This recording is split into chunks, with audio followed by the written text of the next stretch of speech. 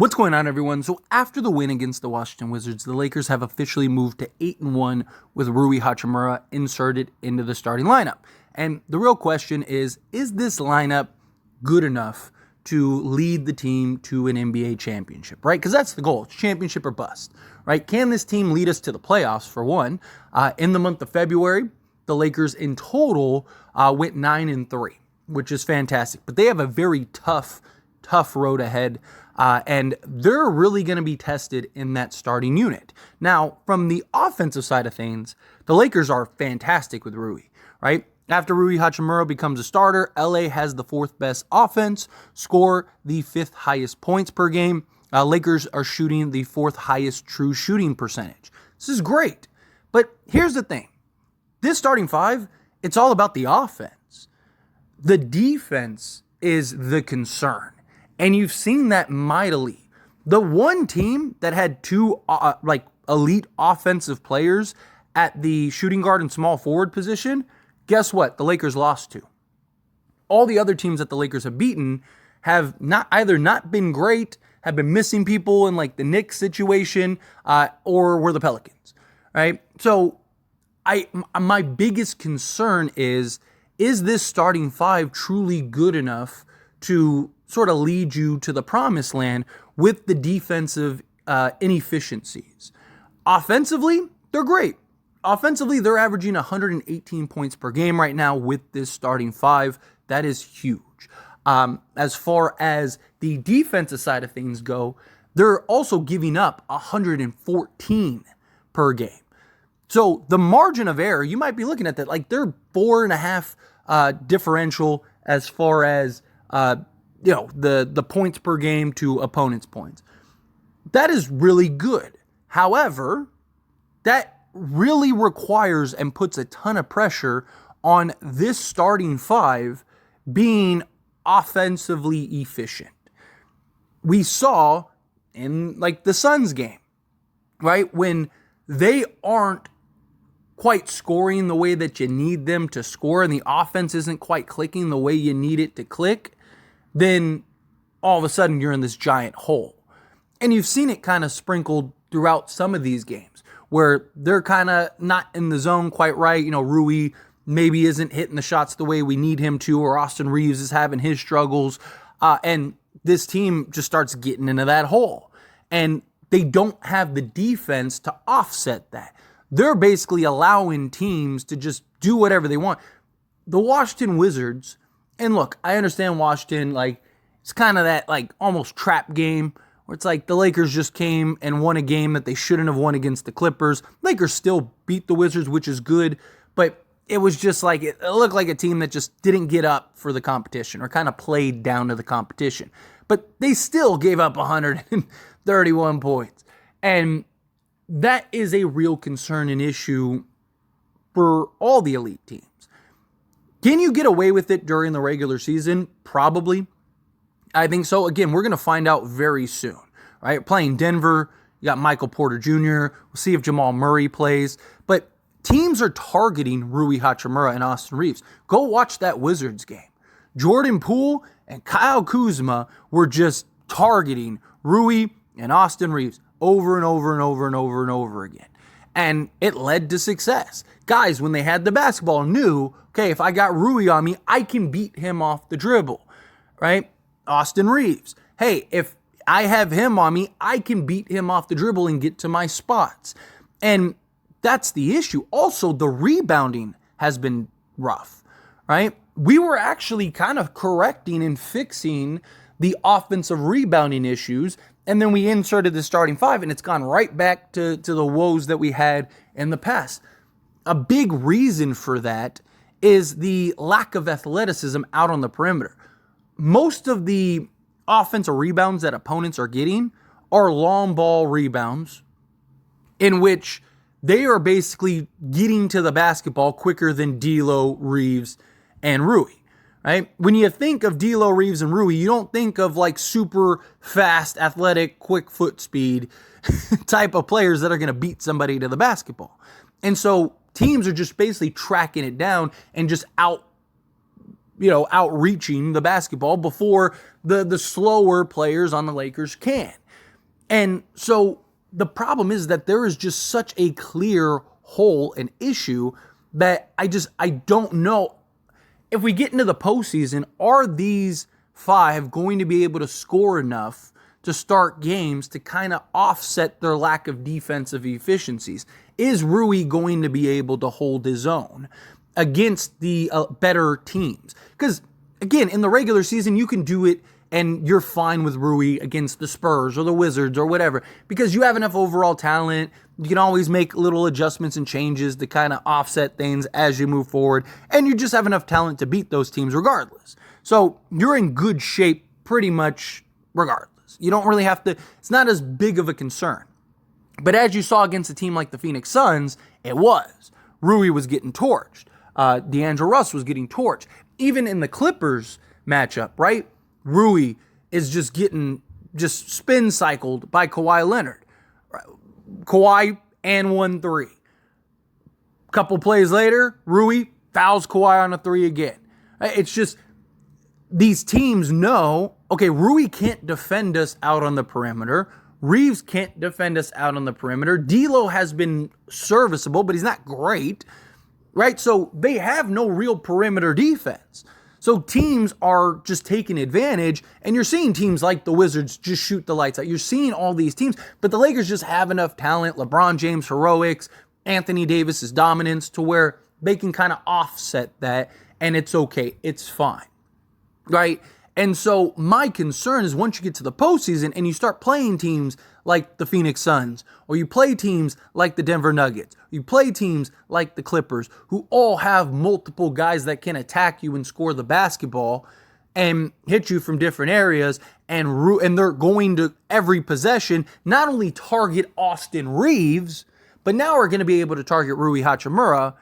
It's a problem. It's a concern, right? That's a big issue. And on the season, when you look at the whole season, the Lakers are currently 12th in points per game at 117.2. Again, this is the entire season. Their rebounding are 22nd in rebounding, which is terrible. They're 7th in assists per game, which is better. And opponents' points per game, they're 20th at a 7. They're a minus 0.4 on the season at a 117.6.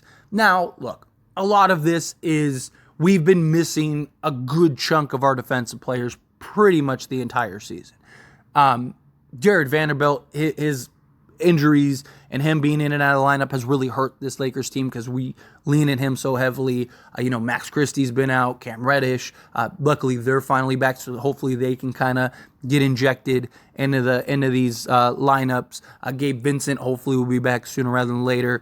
Another defensive guy that can get after it. Spencer Dinwiddie looks like he's starting to get a little more comfortable out there, kind of finding his footing, his fitting. So I do think that some of it is the injury woes, but I also think some of it is just the lack of what the starting five brings and provides on most nights, even before Rui's injection, on the defensive side. Because, as I mentioned, you have Rui, you have D'Lo, you have Reaves. None of those guys are great defensive players. And then LeBron James, can he lock down? Absolutely. We just saw him do it, right? We saw him get the stop at the end to force overtime against Jordan Poole. We saw him completely lock down Kawhi Leonard the whole fourth quarter and just dominate and take over, right? So we can absolutely rely on LeBron to lock down on the defensive side of things, but he can't do it game in and game out during the regular season. Maybe when we get to the postseason, can he do it 4 games around a series? Possibly. But it's a lot to rely on a 39-year-old in year 21 to have to basically be elite defensively in order to kind of balance out this roster. There's only really, I guess, 3 ways that kind of come to mind on how to fix this. One, when you get to the postseason, like I said, you may be able to weather this during the regular season. We'll see. We're going to have a real test coming up here, the first 7 games. But when you get to the postseason, you basically just swap Rui and LeBron, Look at the fourth quarter of the Clippers game. Where was LeBron? Where was Rui? LeBron shifted and went over to the 3 spot, defended Kawhi Leonard, and Rui Hachimura shifted over to his more natural position at the 4 spot. Rui is a 4. He is best at the 4 spot. Think of when he, look at, again, if you think, no, wait a minute, go watch that game. Go watch that fourth quarter. Where was Rui? Rui was constantly in the weak side corner on the offensive side of things, and then even on the defensive side of things, was down on the block helping rebound with Anthony Davis and defending at the 4. LeBron was the one out on the perimeter chasing Kawhi around and defending that way, switching on Harden, doing all that stuff. If LeBron's willing to do that in the playoffs, I think that starting 5 will be fine. Because now you got that defense and you got that just athleticism out on the perimeter. He can also track down basketballs and now break out and go the other way. If you're okay with that and LeBron's okay with that, then fine. The other option is you move Rui back to the bench, or you move Austin Reaves to the bench and you inject some offensive or some defensive talent. Ideally would be Jared Vanderbilt, but we don't even know if he's returning yet. If Jared Vanderbilt returns, you could keep Rui in the starting lineup and bring in Jared Vanderbilt, right? Because especially the way D'Lo's playing, between D'Lo, Rui, LeBron, and AD, you'd have enough offensive firepower. Especially Rui, he's shooting 40% from 3. You'd be fine. So you have, in my opinion, more than enough offensive power with those 4 that where you could offset Jared Vanderbilt. Now you get that point of attack. Now you got the defense, the elite level defense, right, out on the perimeter. Also another guy that can, again, go track down the basketball, help with the rebounding issues, right, get back in transition to defend, all of those things. Or you could go with Cam Reddish. Cam Reddish gives you a little more offense, not much, but I just trust Jared Vanderbilt more. Jared Vanderbilt doesn't return, then you can go with Cam Reddish. You could also go with like a Gabe Vincent or a Spencer Dinwiddie, but a couple things with that. One, with Gabe Vincent, I'd rather go with the size, right? I'd rather stick with, like, you insert a Jared Vanderbilt or a Cam Reddish, you got more athleticism and you got more size. So I just think that would provide more versatility. Gabe Vincent ideally would provide more offense, but again, I think you'd be fine, at least to start. Or you basically go with Spencer Dinwiddie. However, I already despise the role that Spencer Dinwiddie is in right now, where he's basically just kind of like a spot-up corner shooter. I don't see that getting fixed in the starting 5, right? With D'Lo, LeBron, AD, and Rui. So my thinking is you essentially leave Spencer Dinwiddie. I would move Austin Reaves to the bench. All the numbers back it up. Talked about it. I've broken it down entirely, so I'm not going to break it down too much here. But basically, you got Dinwiddie and Reaves as your backcourt. And then you still have like Gabe Vincent, Taurean Prince that you can kind of trickle in, Max Christie if you needed to in spots. If you're moving in Jared Vanderbilt, then you got Cam Reddish off the bench at the 3. If you're moving Cam Reddish into the 2, then you got Jared Vanderbilt off the bench, and then Wood and Hayes. There you go. And then, like I said, you have Prince, Vincent, Christie, guys that you can kind of trickle in spots where need be. And then as far as LeBron playing the 3, or you do both, right? Where you put LeBron at the 3, you inserted Jared Vanderbilt, you put Rui at the 4. Now you're maximizing both those guys, and you're off to the races. That, in my opinion, would be the most ideal situation. Because now you got Jared Vanderbilt and LeBron James out on the perimeter defending, and at that 2 and 3, and then you have Rui Hachimura, who can defend pretty much all the 4s, and also be a mismatch on the offense side at the 4 spot. And I just think would be more seamless for the Lakers. That's kind of my thoughts on it. Again, we're going to find out here very shortly. How does it look? I really concerned about the defense side. All the talk, all the hype, all the excitement is, man, the Lakers offense is great. Yes, but you need a nice balance.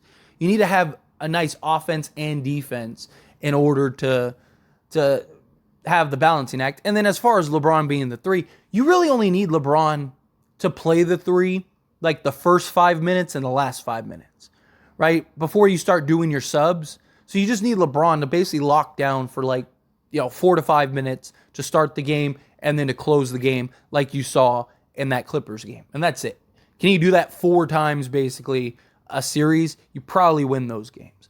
But anyway, as always, this is a discussion. I pass a question on you. Let me know your thoughts and opinions down in the comments below. What do you think? Agree with me? Disagree with me? Do you have your concerns? Do you think it's fine? Do you feel like we need to wait and see how this stretch goes in March? Again, however you feel, what your thoughts are, let me know down in the comments. That being said, if you haven't liked this video, hit that like button. Helps me out a lot. Lets me enjoy these types of videos, and I truly appreciate it. Not subscribed to the channel, hit that subscribe button. Turn on the bell notifications. Appreciate y'all. See you in the next one. Thank you.